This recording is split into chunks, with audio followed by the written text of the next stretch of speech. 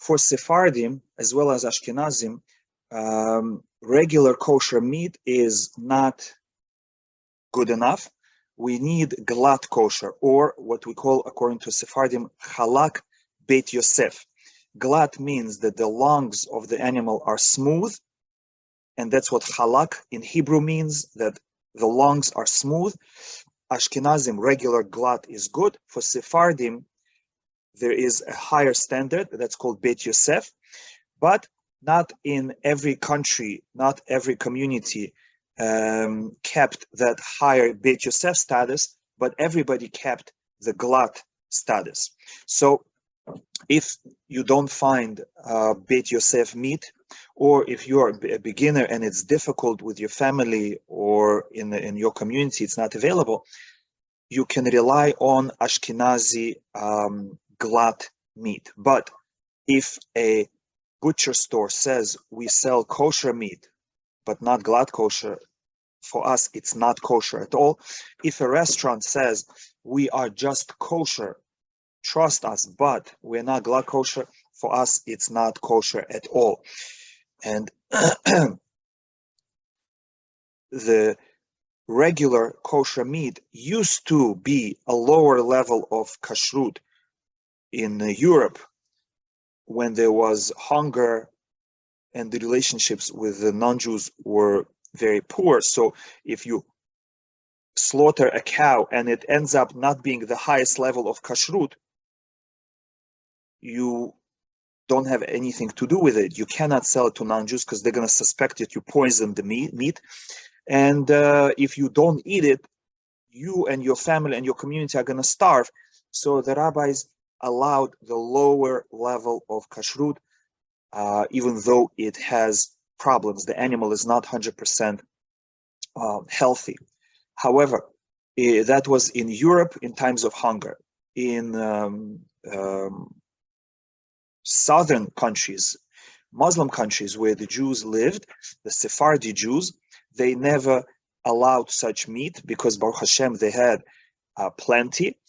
And they had good relations with their neighbors. In case the animal is not kosher, we can always sell it to a Muslim who will accept our meat as kosher for them as well. And therefore, they kept the regular higher standard. When the Jewish people came to the United States, Ashkenazim as well went back to the original glat kosher status of meat, because again, now in slaughterhouses, they have non-kosher line in the same slaughterhouse as the kosher. And if the animal is not kosher, we just send it to them and we don't have to pay for it. And therefore, there is no reason to be lenient. There is no hunger. There is plenty. We have the meat available. We have what to eat. And therefore, it's completely forbidden to eat regular kosher. It's considered not kosher at all. However, there's a bigger problem, because any butcher or any restaurant who doesn't keep glat kosher, they show that they are not observant. They're usually not shomer Shabbat. They very often don't even believe in God. I've heard of cases that a butcher store in Queens was really a missionary, and every customer that came in, he was trying to convince him to convert, and he was regular kosher. Or some butcher shop owners, they openly desecrate Shabbat and they eat seafood and non-kosher things. And so how can we trust them? And for sure, if they themselves don't keep the law, and if they try to do the minimum possible standard, we see that they're not at all concerned about kashrut, and therefore we suspect their motives and we suspect their status. And therefore, any time you see someone doesn't keep glat kosher, only kosher, right away we suspect that perhaps it's not kosher at all, because usually in such places there is no proper hashgacha, there is no mashgiach. Like I came into one store and I asked him, do you have hashgacha? He said, yes, sure. Over there is a certificate. I looked at the certificate And I said, but do you also have a mashgiach? He said, yeah, on the certificate, it has his name. I said, yeah, but where is he? And he said, he comes once a month. He comes, he checks everything, everything's okay. He collects the check and he leaves for the next month. So that, of course, is unacceptable, because what's going to be for the entire month? That means the owner knows that for the next month, nobody is coming to check. And even if they do come to check, they just look around like a customer and they say everything's okay. And the owner says, yeah, everything's okay. So he says, bye, thank you for the check. And therefore, any place that doesn't have a full-time mashgiach, any place that says we are not glad kosher, just kosher, right away we consider that place completely taref, and you even need to wash your hands after you touch such meat. And if the Beit HaMikdash was in existence, you would not be able to enter Beit HaMikdash, because you would be considered impure spiritually, because anytime you touch an animal that died not through proper ritual slaughter, through shchita, it died for various other reasons, it's considered nevela, and it's called padel in Russian, and that animal has spiritual impurity. And if you touch it, you would have to go to mikvah. So a store that is just kosher should be avoided. A restaurant that's just kosher should be avoided as any other non-kosher restaurant.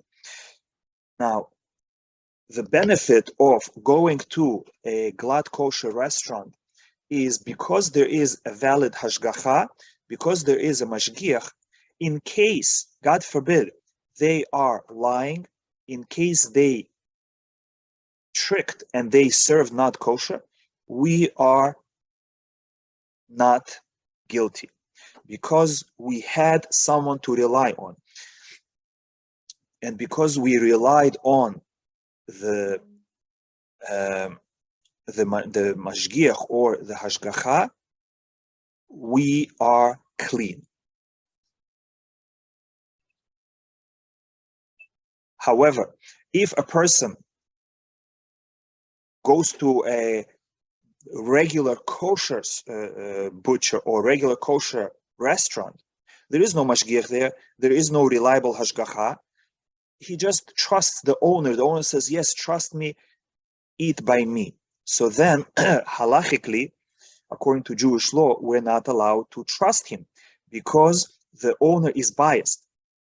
The owner is making money on it. Of course, he wants customers to come, and therefore we don't believe him. And then when we go to Shamayim and they ask us, why did you eat not kosher? And we'll say, oh, it's because he told me it's kosher. And they're going to tell us, yes, but he's not reliable. He is biased. So you didn't have anyone reliable to trust. So that means you knew that there is a problem there and you ate anyway because you didn't care. And therefore, both for reasons of reality, reality is that places that are glad kosher have a much greater chance of actually being kosher. And plus, in case, God forbid, a mistake happens and they go around the hashgacha and serve not kosher, we are safe.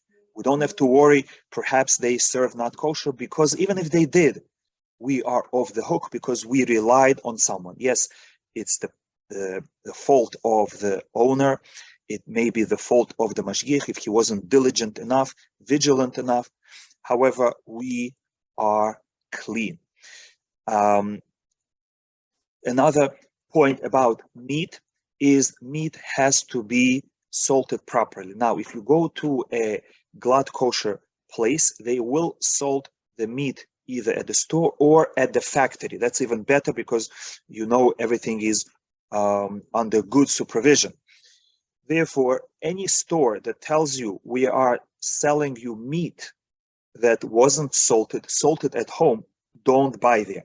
And that's for two reasons. Number one, because that already shows that their level of kashrut is low, and therefore we generally don't trust them. And on top of that, you can only salt meat for cooking 3 days, for 3 days after it was slaughtered.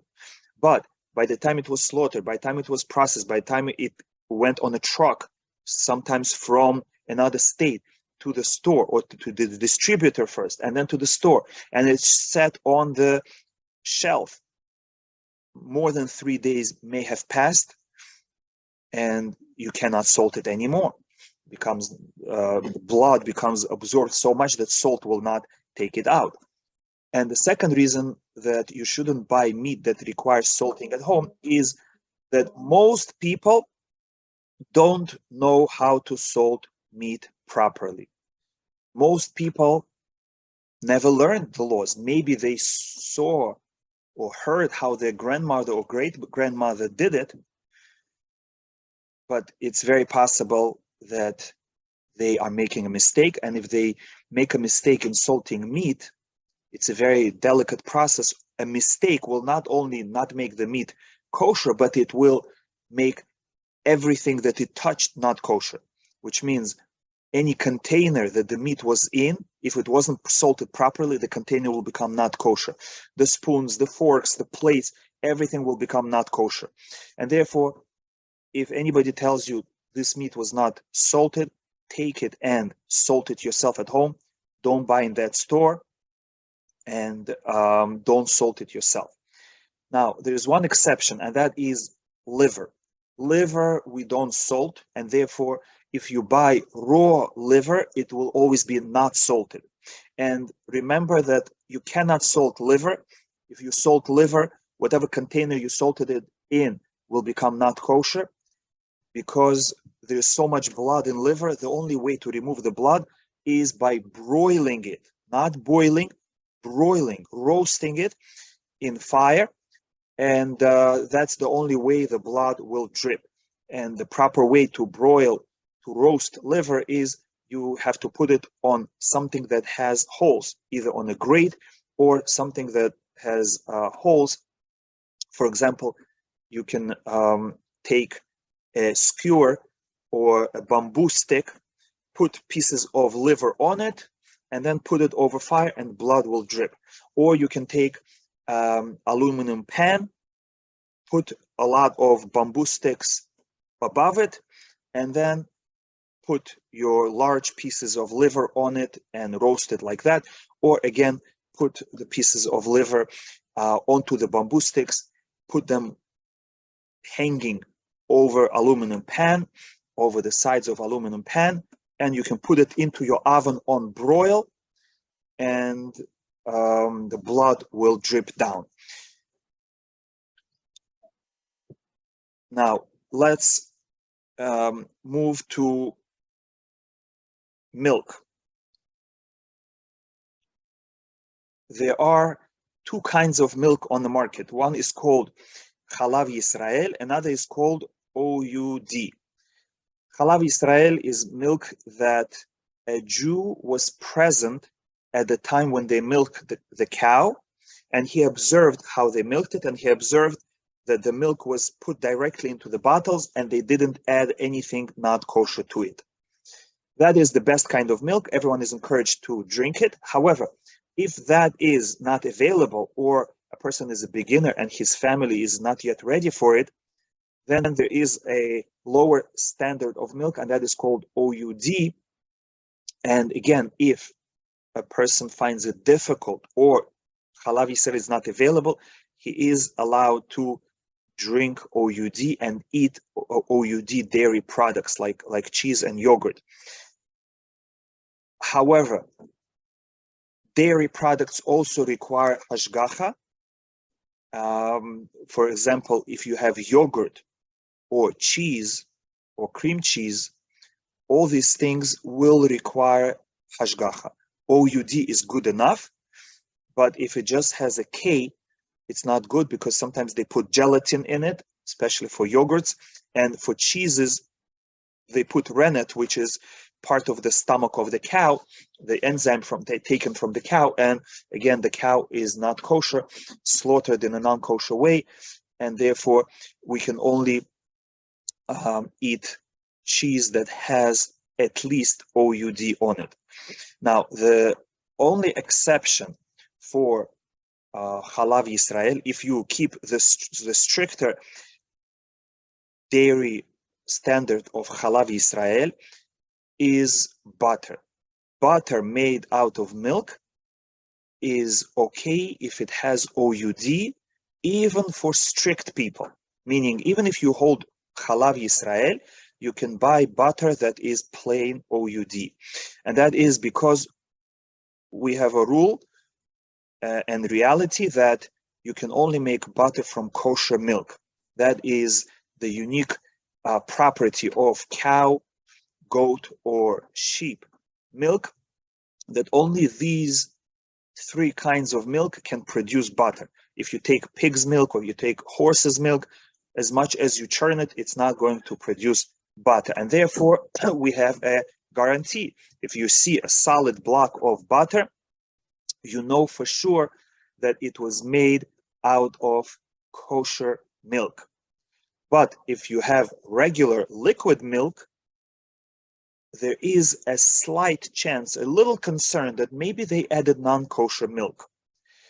It was especially true in other countries. In the United States, since the government provides its own supervision with USDA supervisors, therefore, many people rely on OUD in the United States. However, if you go to another country, you can't just drink regular store milk because there the government doesn't have such strong supervision. Let's say you go to Mexico and you want to just take regular milk for your coffee, you cannot do it. That rule only works for the United States, where the government inspectors come to the factory and they're present most of the time, and companies are scared to mess with them. But if you go to a less advanced country, or especially if you go to a private farm, let's say you go to Amish country and you want to buy their milk, you're not allowed to buy their milk because they also have pigs and they also have horses, and the concern that they might add non-kosher milk is real. But if you do want to go to Amish country, let's say, or another country, and a farmer can milk the cow or the goat in front of you, and you see as the milk goes into the container and they sell you the container, that is kosher. Now, let's speak about differentiating between meat and milk. We know that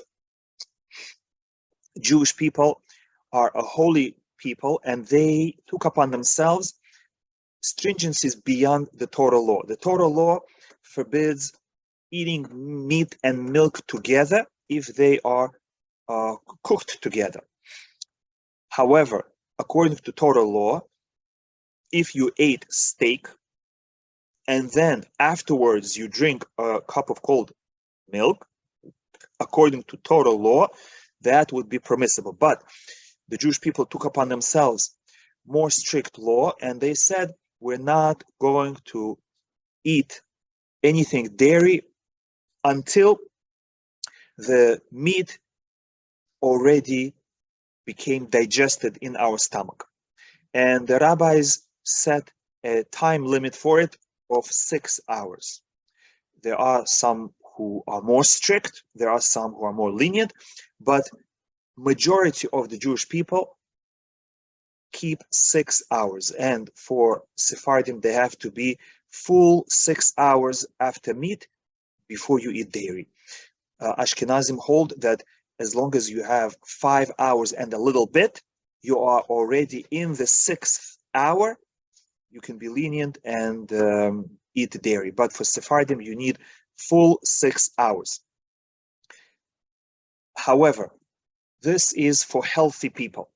If you have sick individuals, it's enough for them to hold 1 hour.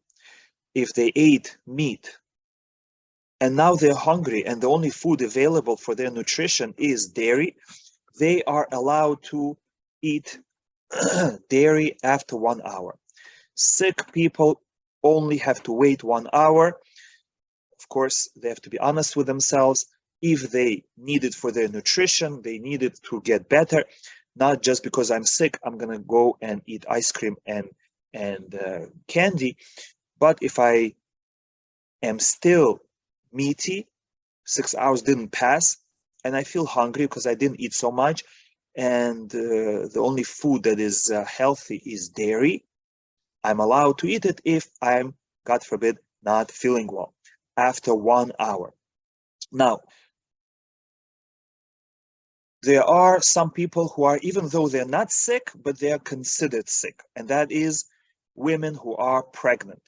Women who are pregnant, if they feel that they need nutrition, they are allowed to wait just 1 hour after eating meat, and they can eat dairy, again, dairy that will provide them with nutrition. Another exception is, of course, children. Children don't have to wait 6 hours, but because we have to train them, we do it in stages. We start with children of 3 years old. Under 3, children don't have to wait at all. They cannot eat it together, but let's say they ate meat, you wash their tray, you wash their hands, you wipe their mouth, you let them drink something, parv, eat something parv, and then you can give them dairy right away until 3 years old. Once a child is 3 years old, we start training them and we teach them that you have to wait 1 hour.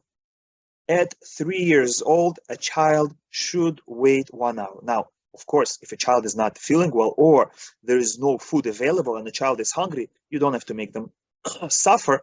And just because he ate a piece of hot dog half an hour ago and it wasn't enough and now he's hungry, you don't have to be so strict. You can let him eat even earlier. But under normal circumstances, a child of 3 years old has to wait 1 hour, and then we add another hour every 2 years. So when the child is 5, we add 1 hour, and now he has to wait for 2 hours.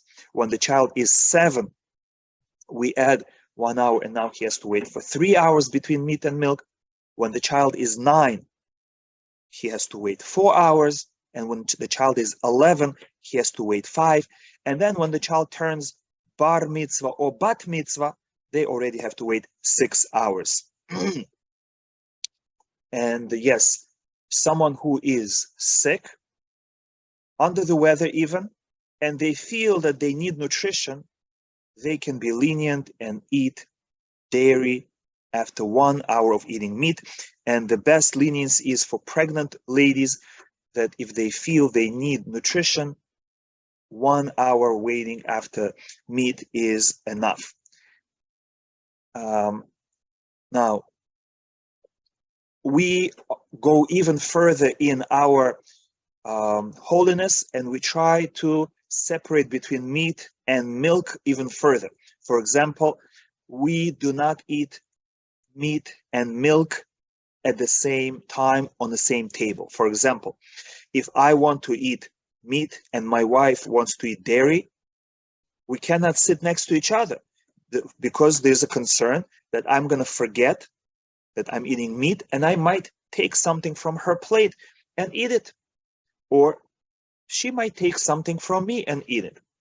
And therefore, if two people are eating meat and dairy, they have to be sitting far away from each other so that they cannot reach each other's plates. And then it's fine, because by the time I get up and I walk over and I take, there will be enough time for me to remember, and the person who is there will remind me, because they'll notice that I'm walking. That's one option to allow eating meat and dairy at the same time on the same table. Another option is to put an object that is unusual, something that usually you don't put on the table. You put it between two of you, and then you can sit even close to each other, because that object will remind you. It will serve as a constant reminder. And even if I want to taste something, I will have to pass over that object and I'll be reminded. And another leniency is if I am eating on a different kind of surface. For example, let's say my friend is eating dairy and he is eating on a placemat, and I'm not eating on a placemat. That already makes a difference. Or if you don't have placemat, you just open a napkin under your plate, and that already shows that I'm different than you. You're eating on a regular tablecloth, I'm eating on a napkin, and therefore we can eat on the same table. Otherwise, we cannot have anything of the opposite kind next to us. Even if nobody is eating, it's just standing. I sat down to eat my meat supper, and there is a plate of something dairy that my children ate before me. I cannot eat until I remove that plate of dairy from the table, because again, the concern is that we might taste from it. Another stringency that we use is that we don't use the same utensils both for dairy and meat. Even if we're only using them for cold, this is a precaution, because one time we might forget and we might put something hot on that plate, or we might stick that plate into the microwave. And therefore, dishes, even though they could be used because it's cold, just wash it and then you could use it. But the custom is not to use the same dishes for meat and dairy. And if we're using it for hot, then there is actually a bigger issue, because since utensils do absorb some taste into their walls, if we use a pot or a plate that we put in the microwave and we cook something meaty on it, some of that meaty taste will be absorbed into the walls of the utensil. And then even if we wash the surface, it will still have the taste of meat inside of it. And then if we put dairy on top of it and again heat it up, now the dairy taste will go into the plate and the meat taste might go into the food. And therefore, we do not allow same utensils to be used for meat and dairy. Not only that, we don't allow same appliances to be used unless you take certain precautions, and we will speak about them. Now, the only exception to this rule is glass utensils. For example, glass cups, glass plates, and glass bowls. For Sephardim, we consider glass as non-porous material. Glass doesn't absorb anything, and therefore, for Sephardim, glass is always kosher. And if you are stuck and you need to use a plate and you're concerned that it perhaps is not kosher, use glass, just wash it with soap and it's good. For example, if you're traveling, Airbnb or at a hotel, and they provide you with plates, if the plates and cups are glass, even though the non-Jews use them for non-kosher food, it's okay, as long as they're clean. If you want, you can wash them second time to make sure they're clean, and you can use them. And if a person is living with a family that doesn't keep kosher, it's going to be very difficult to watch what they're doing and if they're not mixing. And therefore, it's recommended that they should buy some glass dishes so that they know that these dishes cannot become not kosher. And it brings peace of mind, and as long as it's clean, they can make their own food on them. Later we will learn that glass and metal utensils need to be taken to the mikveh. So even though glass is kosher always, but before you use it, if it belongs to a Jew, you have to bring it to mikveh. Of course, if it's from Airbnb or hotel that belongs not to a Jew, you don't need to bring it to mikveh, and you can use it as is. Now, let's go through utensils and appliances and explain how we can use them for meat and dairy. Let's start with easy things like refrigerator. Refrigerator can be used for both dairy and meat. Just be careful that the shelves should be clean so that you don't put a meat dish on top of a milk spill or dairy dish on top of a spilled soup. And therefore, as long as the surface of the refrigerator is clean, for which it's enough just to wipe it with a soapy sponge, you can use it for both dairy and meat. Another thing to be careful is if you have meat and dairy close to each other, make sure they don't spill one on the other. Otherwise, refrigerator is fine. Just make sure it's clean. Next is table. Table can be used for a meat dinner, and then you can wipe it with a soapy sponge, and you can use it for your dairy meal. As long as something very hot doesn't fall on the table, if it does, you shouldn't eat it, but as long as everything is on plates, it's fine. Doesn't matter if the surface itself is not kosher because you're not eating from it.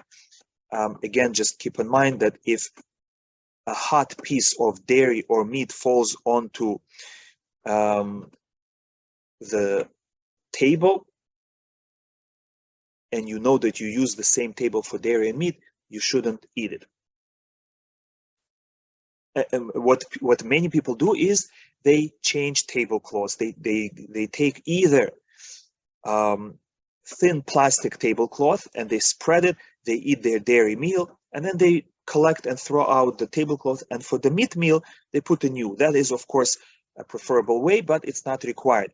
Or some people have two sets of thick plastic tablecloth. They put one for the dairy, and when they finish they just put it aside, put the meat one and eat on it, and then they use them alternatively, and you can reuse them, of course. If you have a table that's glass, that is kosher always. And then as long as you washed it with soap beforehand, even if something falls on it that is very hot, you can still eat it. It's still kosher. Now, someone asked, what about porcelain? Porcelain is considered earthenware. Porcelain is not considered glass, and therefore porcelain must be separate dairy and separate meat. And we don't kosher porcelain, and therefore you have to be careful with it. Now, next is sink. You can use the same sink to wash both kinds of dishes, but don't wash them at the same time. And also, preferably, to avoid extra stress, you should use the sink racks. It's a flat rack that you put on the bottom of the sink, one for dairy, one for meat.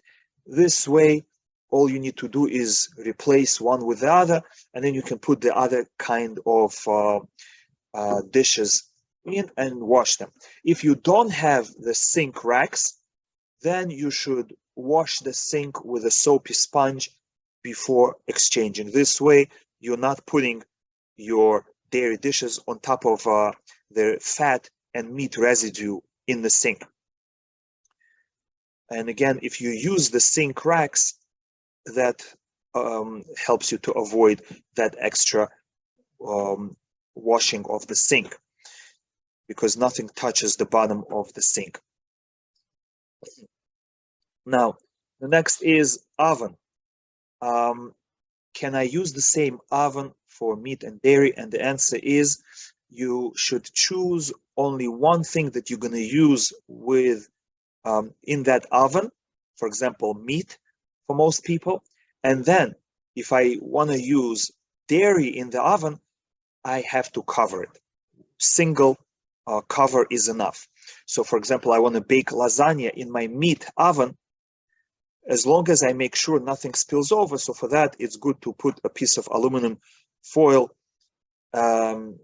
under the pan so that if it does spill, it's not going to spill into my oven, but rather the aluminum foil will collect it. That's one option. If I want to use my meaty oven for baking dairy, I can bake it, but it has to be covered with one layer of aluminum foil. It will work for dishes like lasagna or anything that is okay that is covered. But sometimes we have to bake open. For example, pizza, you have to bake open. And then the next option is to set your oven for 1 hour on the highest temperature, which is usually 450 or 500 for 1 hour. And then we can bake dairy open. And then afterwards, if we want to use it for meat again, we again set it for 500 for 1 hour, and then we can use meat open. Similarly, if I'm visiting a hotel or Airbnb, I can kosher my oven for 1 hour on the highest, but you have to first make sure that there are no spills, because since it's not my personal oven, it might be dirty.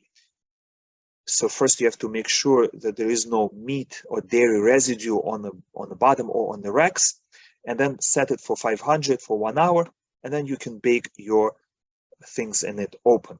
Or if you don't want to bake it open, if you don't want to bake it open, you can cover it. So cover it, but first put a piece of aluminum foil on their rack, put your aluminum pan on top, and cover it with aluminum foil on top. And then you can use a non-kosher oven to bake your things if they're covered. Now, let's go to the stove. You can use the same stove for dairy and meat. Just make sure that if anything spills over, you clean it on the metal grate on which you put the pot, so that your pot doesn't touch the food residue that spilled over. And then turn the fire on for a few minutes so that whatever got absorbed into it gets burnt up. If you have electric stove, it's even easier, because electric stove is so hot, red hot, it burns everything right away. So if anything spilled on it, of course you wipe it and then you turn it on, and as soon as it becomes red hot, you can already put the other kind.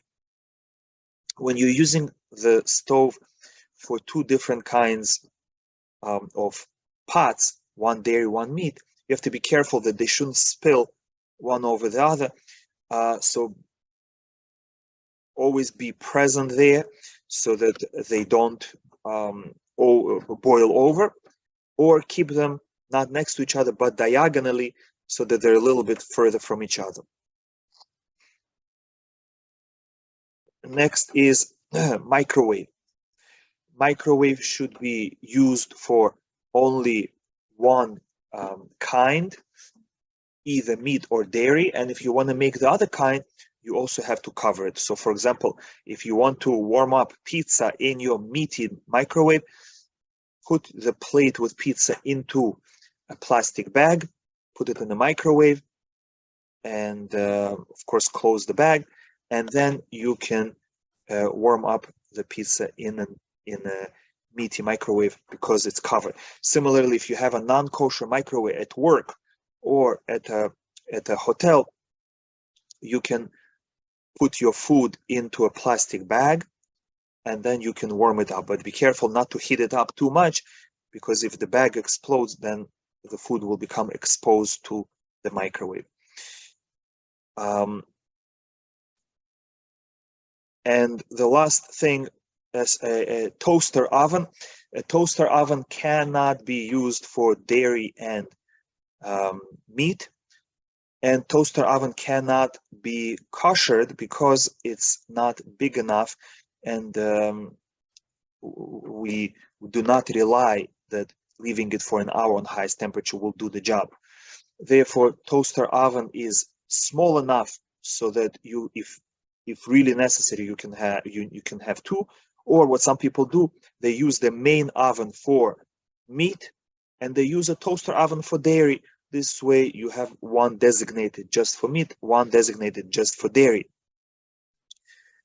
But be careful with the toaster oven, because if it becomes not kosher, you will not be able to kosher it. What about bread toaster, the one that you put into slot bread? That also, if it becomes dairy, it stays dairy. You cannot use it for meat, and that is because we all usually put bread with cheese in it, and it gets stuck, and it's not possible to clean it completely. Okay, now let's move on to the next section, and that is, after I weight the required amount between meat and dairy. As we said, it's 6 hours. I can eat dairy. However, you should first make sure that you don't have meat stuck between your teeth. And therefore, after you have a meaty meal, it's a good idea to floss your teeth. What if you forgot to floss your teeth, and now time comes, 6 hours pass, and you want to eat your dairy, and then you realize you have meat stuck between your teeth? Don't worry, floss your teeth then, and you can eat dairy. You don't have to wait another 6 hours, because we consider the meat that's between your teeth, after 6 hours, we consider that also as if it's digested and it's no longer, doesn't have the taste of meat anymore, and therefore just remove it and you can eat dairy. Now, what happens if you ate dairy and now you want to eat meat? We don't have to wait any time. However, you have to clean your hands, clean your mouth, rinse your mouth, and floss your teeth, and eat something, or you can brush your teeth. Once you do that, you can eat meat right away. Now, Ashkenazim have a stringency that if they eat hard cheese, if they eat cheese that was aged for 6 months, they consider it like meat in terms of waiting. And they wait 6 hours after eating hard cheese in order to eat meat. Sephardim don't have such a stringency, and therefore, any dairy that a Sephardi eats, afterwards, just rinse your mouth, eat something parv, or brush your teeth, and then wash your hands, and then you can eat meat, even if it's hard cheese. Now, someone asked about a food processor. You have to be careful with the food processor because it has a lot of parts, a lot of gaskets and parts that sit one on top of another, and there may be dairy stuck there, and if you then later use it for meat, some dairy might go in. So therefore, it's not recommended to use any of the advanced machines for both dairy and meat. For example, meat grinder, you shouldn't use for something that's dairy. Food processor that you put cheese in, don't use it for meat. Now, you can be lenient with parv things. For example, you know that you used your food processor for dairy, and now you cleaned it well, and now you want to use it for salad. And then that salad you want to use with your meat meal. That is okay, because even if there may be a little bit of dairy in it, it will be dissolved in a parv food. It will not go directly into the meat. But of course, you have to make sure to do your best to clean out any residue of dairy. But if you want to have two separate food processes, that is, of course, preferable. Now, any other utensil that you use with hot, you cannot use for both meat and dairy. whether it is a crock pot, spoons, forks, plates, knives, whatever you use for dairy and meat should be separate. For Sephardim, we are not required to have parv utensils or parv pots and pans or parv knives. Ashkenazim, they have parv knives. We are not required because for Sephardim, as long as you didn't use the knife in the last 24 hours for meat or dairy, that knife can be used to cut salad. That knife can be used to cut onions or garlic, and onion and garlic will remain part. Ashkenazim are strict, and if they use a knife that was used ever for meat, then if they cut something sharp like onions or garlic, those onions and garlic become meaty. For Sephardim, that's true only if the knife was used in the last 24 hours for hot meat. But since most of our knives are not used for hot meat, at least not so often, therefore we can safely assume that any regular knife that you find in your kitchen was not used in the last 24 hours, and you can safely use it for onions and garlic and hot peppers, and you can use those vegetables for any meal that you want. Now, an important leniency that can save you a lot of time, and that is that if you have a clean utensil, a clean pot, and you cook in it parv food, the food remains parv even though the utensil is meaty or even though the utensil is dairy. For example, you cook rice in a meaty pot. That rice remains parv because the pot was clean.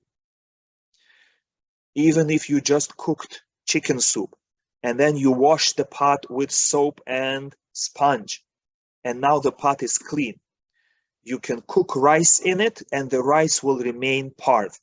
And that rice I can use with dairy. And that is why I said for Sephardim, we don't need to have parv utensils. Ashkenazim are more strict about it. If it so happened that you already cooked it, they will allow it, but they don't use such utensils to cook parv food. But Sephardim are allowed to do it on purpose. So if you want to cook potatoes, rice, pasta, beans in one pot, and you want to use it for some members of the family for meat and some members of the family for dairy, you can use that parv food for two separate meals. Or today I want to serve this pasta with cheese, and whatever is left of the clean pasta I want to use tomorrow for meat, I can do it. Similarly, if I boil water in a clean meaty pot, that water is parv, and I can add that water to my coffee, even though I'm adding milk to my coffee and this water was cooked in a meaty pot. It's okay, because if pot is parv, the food will remain parv. Similarly, if you bake something parv in a meaty oven, that food remains parv. The classical example is challah. You bake bread in a meaty oven, the bread remains parv, and it can be eaten with butter or sour cream. If you bake a cake in a meaty oven, the cake remains parv, and you can eat that cake with milk. Similarly, and no, you don't have to cover any parv food that you bake in the oven. You don't have to cover it, it remains parv. Similarly, if I use my meaty spoon to eat something parv, that food doesn't become meaty because the spoon was clean. So, for example, if I made pasta, parve pasta, and I ate the pasta with meaty fork. Let's say I ate it on a plastic plate. I ate hot pasta with a meaty fork, and then I change my mind and I say, why don't I add cheese to it? That's okay. Just stop using the meaty fork, put it away, take a dairy fork for the same plate of pasta, add some cheese to it, put it in a dairy microwave, warm it up, and then you can eat the same pasta with a dairy fork, because at the time when you used your meaty fork, pasta was parve, and therefore pasta stays parve. Now, another rule about baking bread in the oven is that bread must always be parve. We're not allowed to bake dairy bread, or we're not allowed to bake meaty bread. And for the obvious reason, because people commonly consider bread as parve. And if we make dairy bread, people might assume it's parve and they're going to eat it with their piece of salami. Or if we add some beef fat to our bread to make it more nutritious, we're not allowed to, because someone might think it's parve and they're going to eat this bread with butter. And therefore the rule is bread must always be made parve. We're not allowed to add butter to bread, to the dough. We're not allowed to add milk or whey to the dough. Bread must always be parve. Now, let's continue to the next section, and that is fish. Fish must be kosher, of course, and we determine it by noticing that it has scales. And you can only notice that it has scales if the skin is still on. We don't actually have to see the scales, because the skin usually has indentations and has scale marks. You see that there used to be scales and they were clean. Therefore, when we buy fish in a store, as long as it has the skin on and we see that it's not smooth, we see that there once were scales, we can buy that fish even though right now there are no scales. However, we're not allowed to buy filet without skin, because we don't know where this flesh came from. And even though the store owner tells us, oh, it came from this kind of fish or this kind of fish, we're not allowed to rely on that, because mistakes happen. And sometimes people call the same fish by different names, or different fish by same name. Sometimes they mistakenly switch slices, and sometimes they look the same.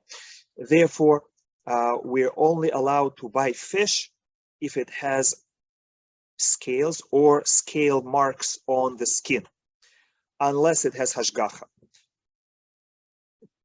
Now, branzini is usually sold with skin on, and therefore that's fine. Salmon should have skin on.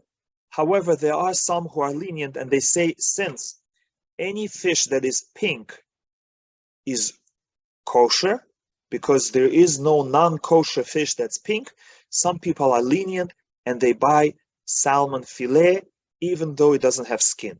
So if a person is stuck and they don't have any kosher certified or salmon with skin, they can be lenient and rely on those opinions that allow salmon even without skin.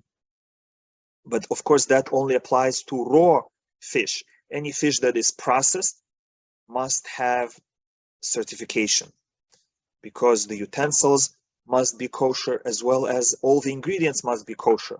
So too, if you buy fish that was frozen, if it's raw, no other ingredients, and it has skin on, you can buy it.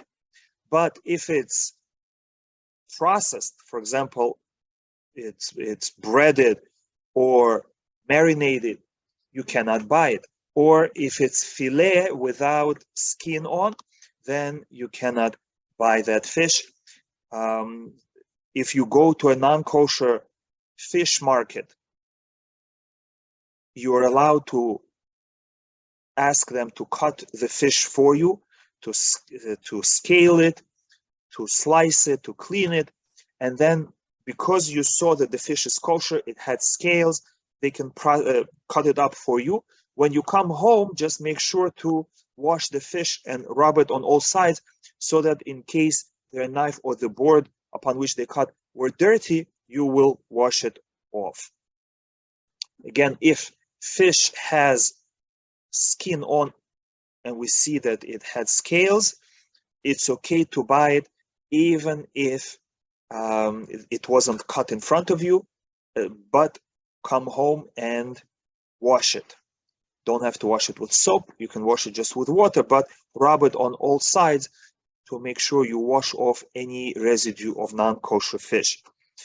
Now, we have two restrictions for fish. One is that fish should not be eaten with meat. That is a universal restriction, both for Ashkenazim and Sephardim. We're not allowed to eat fish together with meat on the same plate. We cannot cook it together, and we cannot even bake it together. For example, if you're baking fish and meat open in the same oven at the same time, that's not allowed. You can bake fish open separately, then take it out, and then bake meat. Or if one of them is covered, that's okay. They can be together in the same oven because one of them is covered. And that is for health reasons. It's considered not healthy to eat fish and milk and meat together. Sephardim have also restriction on not eating fish and dairy together. That is only for Sephardim. Most Ashkenazim don't hold it, although there are some Ashkenazim who are Kabbalistically inclined, who also don't eat fish and milk together, also for health reasons. Some say it's also for spiritual reasons. However, there is an exception, and that is butter. Again, butter saves us. Fish with butter is permitted, even according to Sephardim. So therefore, you can fry fish in butter, or like many people like to eat, they put butter on their bread, and then they put salmon caviar on top of it, and they eat it together. That is permissible because butter is permitted with fish. Now, in addition to these major laws, there are a few less known laws. And that is, first of all, wine. Any grape product must have certification. For example, wine, grape juice, grape jelly, grape vinegar or wine vinegar, or brandy, which is made from grapes, or cognac. All these things must have a reliable certification because grapes are treated differently. If it's raw grapes, meaning fruits, it's fine. But once they cut them or they extract juice from them, it must have certification. Now,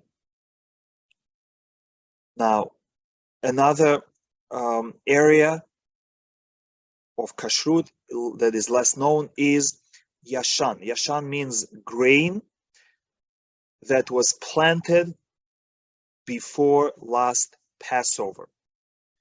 That is considered kosher for us. Fortunately for us, majority of grain in the United States is yashan anyway. It was planted before last Passover. However, people who are careful about it, they make sure that the label says on it yashan. So again, this is something for more advanced people. If you're ready to take it upon yourself, you should. If you're not ready yet, you can rely on the general statistics that most grains, flour, breads, and so on are yashan anyway. But that again is only in the United States. In other countries, that may not be true. So you have to be more careful in other countries. Now, the next less known area is Bishul Yisrael and Pat Yisrael. Not only our food must have kosher ingredients and be cooked in kosher utensils, but also our food must be cooked or baked by a Jew. If a non-Jew does the entire process of cooking, the food is not kosher, even though all the ingredients are kosher. However, there are a few ways to make it permissible. For example, Ashkenazim consider that as long as the Jew lights the fire, it is kosher for the non-Jew to continue the cooking process. The Sephardim are a little bit more strict, and they say not only a Jew should light fire, but a Jew should also participate in the cooking process. For example, a Jew should put the ingredients into the pot that's already on the flame.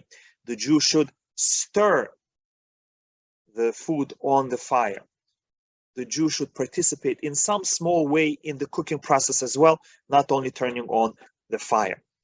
With bread, we're more lenient. As long as the Jew lights the fire, even Sephardim agree that that's enough.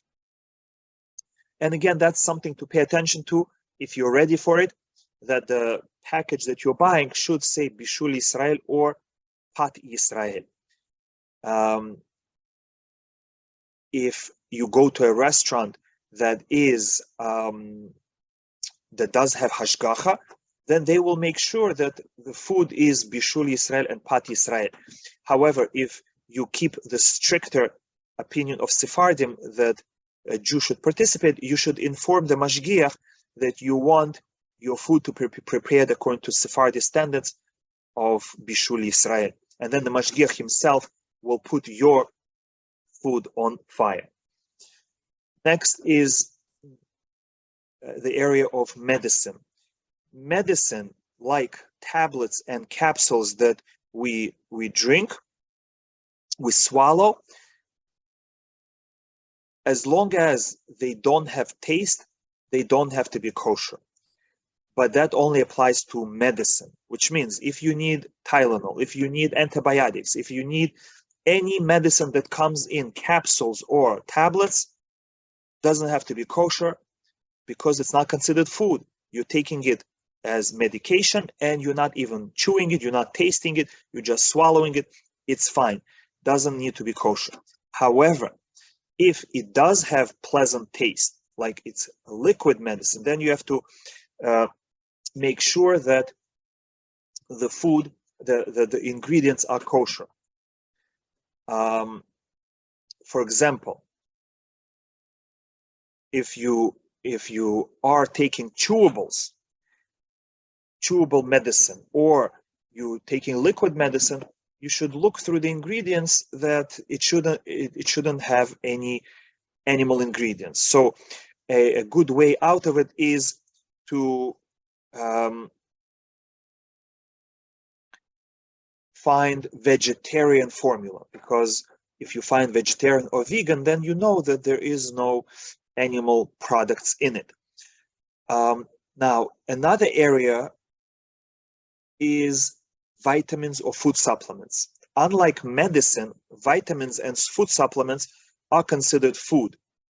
And therefore, even if you're taking a tablet or a capsule, they should be kosher. Now, how do we make sure it's kosher? Again, find vegetarian formula, even better, vegan formula. Or sometimes they say vegetarian capsule. So you know that they don't use any animal products. That is ideal. If you can find vitamins with actual hashgacha, which there are many, almost every vitamin that you need or food supplement that you need is available with various hashgachot, OU, or star K, or Chaf K.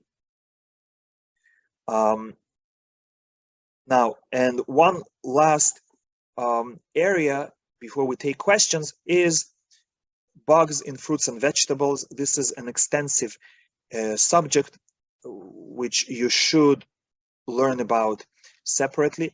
There are very good guides on OU website or Star K website or Half Cave website. You can go on any of them, and they will show you different methods, and they have charts how to check vegetables and fruits for bugs. We are not allowed to eat bugs, of course, and if we suspect that the certain fruit or vegetable might have bugs, we are required to wash it and check it properly. And so in those guides, they will teach you which vegetables and fruits don't need to be checked, just rinse them and that's it, and which ones need to be checked and how to check each one. Some require washing with soap, some require also pouring the water through a special mesh and then looking at the mesh. If you find any bugs, then you have to repeat the procedure of washing it with soap and rinsing it. And if you don't find bugs, that you know that batch is clean. And there are some vegetables and fruits that is impossible to clean, and therefore we either don't buy them at all, or we buy them if they are grown in hot houses. Like there are some companies with hashgacha, like Pardes or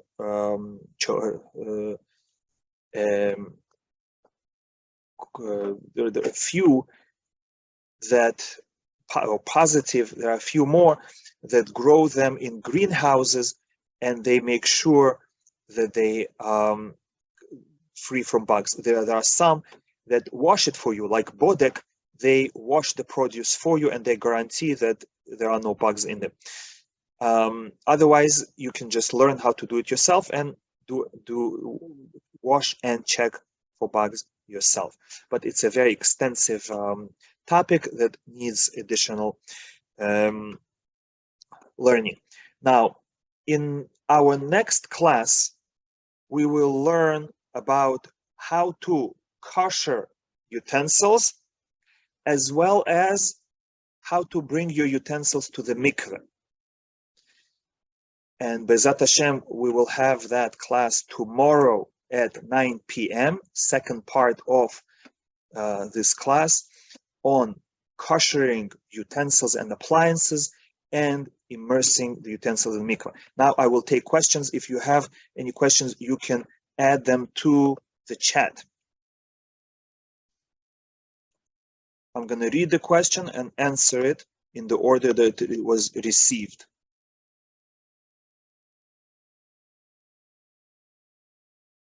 Now, if you have glass dishes, do you need sink racks? And the answer is you don't really need it, but it makes life easier because your utensils will not get dirty from the residue on the sink. But if you keep your sink clean anyway, then yes, for glass dishes, you don't need sink rack. Does it make a difference if you have electric versus gas stove for the cooking? For cooking, it makes little difference. It does make it easier to kosher if you have an electric stove, because it heats up to red hot and automatically koshers everything. Otherwise, it's the same.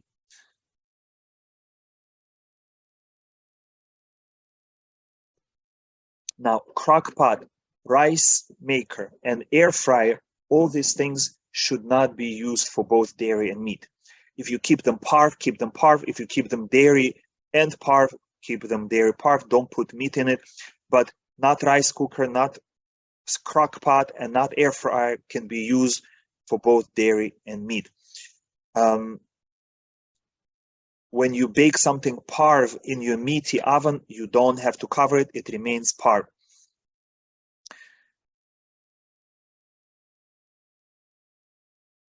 Next.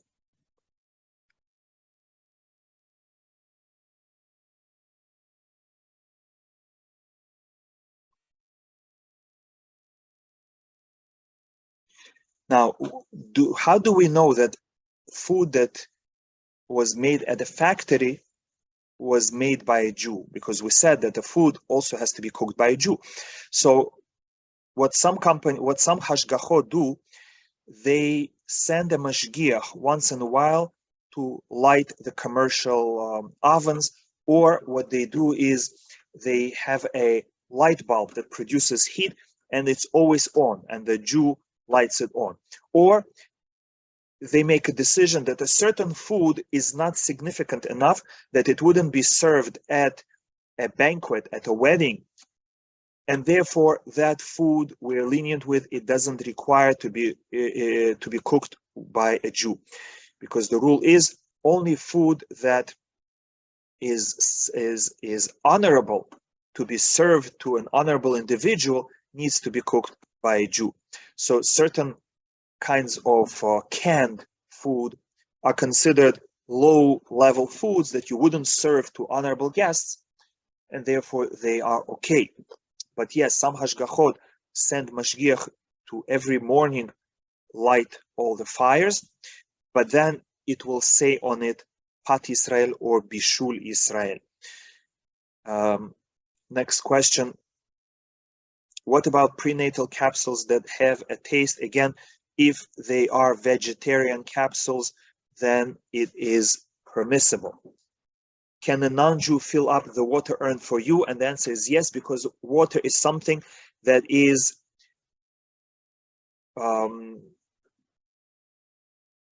potable, they say. It means it's edible raw. Any food that you can eat or drink in its original state, it's permitted to be cooked by a non-Jew. So if a non-Jew makes tea for you, or coffee, or hot water, all that is permissible, because again, water you can drink even if it's not boiled. Tom's happen to be kosher. Pepto-Bismol is also kosher. There is a list on Star K website that tells you all the medicines that are kosher, even if they have taste. So refer to that list, search on it, a list of kosher medicines on Star K website, and all those are kosher. Now, just briefly, Ricola candies, cough drops are kosher. Tums are also kosher. Now, regarding making liver kosher, is it enough to put it in an aluminum tray and to broil it? The tray has to have holes, so you can make holes with a knife, many holes, and then you can put your liver on it, and then you can broil it. Yes, afterwards you will have to discard the tray, because you cannot put regular meat on that tray that you use to broil liver.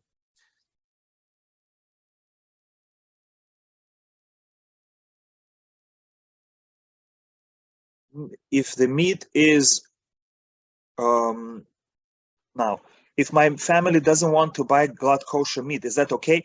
No, that's not okay. You should try to convince them, inspire them, educate them about the difference between glad kosher meat and the regular meat that's called kosher, but it's really not kosher. And